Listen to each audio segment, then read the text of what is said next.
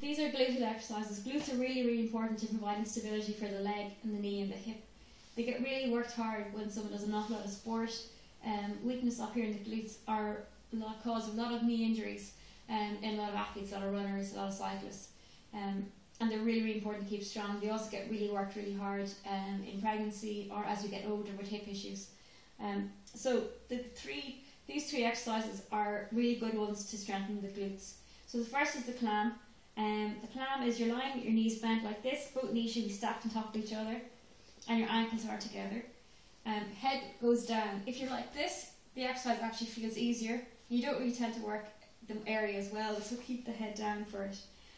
The clam then, you're just raising your knee up as far as you comfortably can without rolling backwards. So staying up here and back down. So how to know you're not rolling backwards is your hips stay kind of steady. They shouldn't move. If you have your hands here, there should be no movement of your hips. There should be no movement rocking forward or backward with it. And when you come back down, your knees line up here.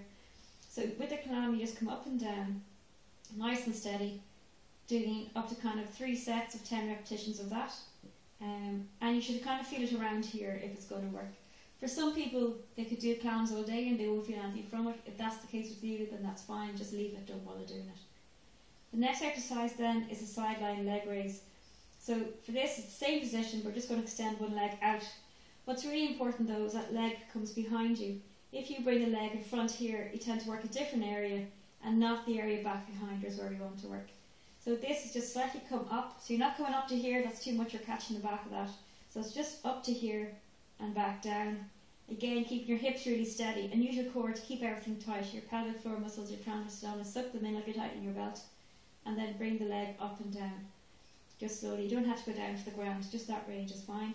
And where you should feel it is back here, kind of in the back pocket of your jeans area. And if you feel that starting to kind of tighten or feel fatigued, you're working the right area.